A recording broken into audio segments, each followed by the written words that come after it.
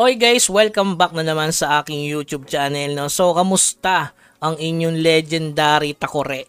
So, syempre sa akin, malungkot kasi, yun, hindi tayo nakakuha ng legendary mount, tsaka hindi tayo nakakuha ng legendary skill. Pero may pag-asa pa tayo guys, ito oh, yung 1,000 summon. So, 2 days pa.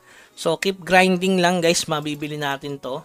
1,000 yan, baka makadali tayo ng legendary skill dito. Unahin natin yung skill o kaya yung leather para makapag-craft na tayo. So ngayon, gagamitin natin, ika-craft na natin yung mga na plus 8 natin noong nakaraan. Yan.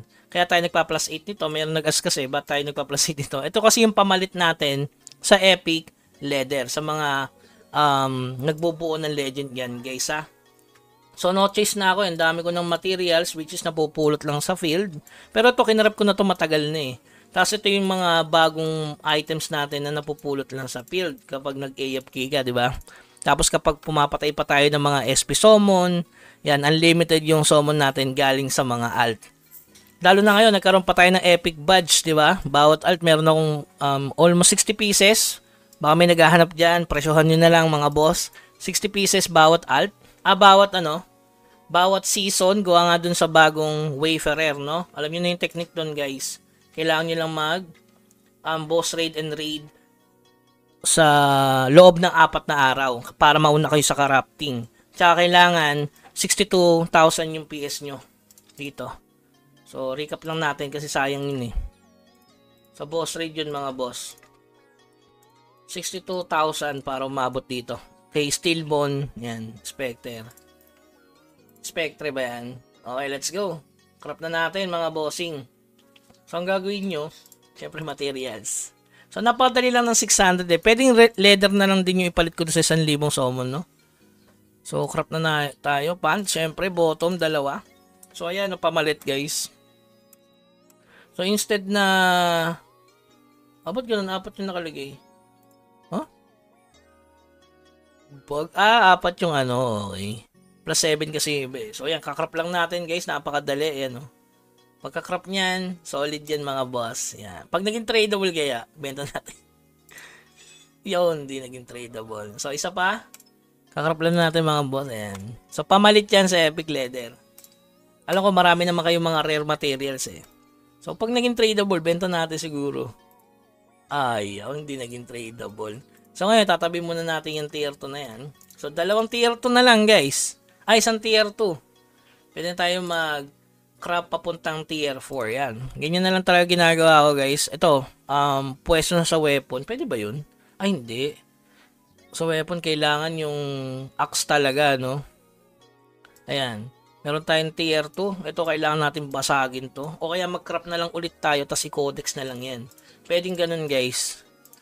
Madali naman kasi mag-craft ng tier 4 pag marami kang materials. So, dito kayo magka-craft.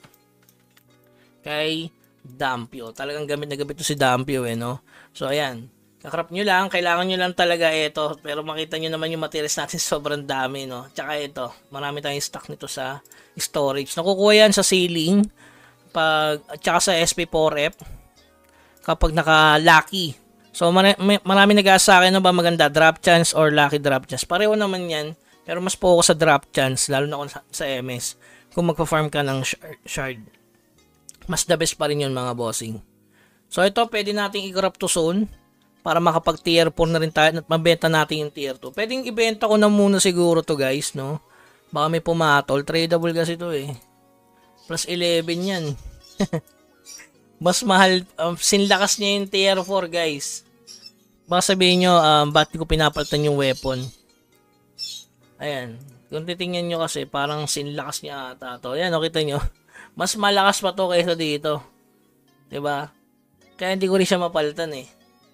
Parang sinlakas ata nito yung plus 6 na pagdating sa damage sa weapon. Tingnan natin yung legend. Ayan guys ha. Plus 6. Ayan, plus 6.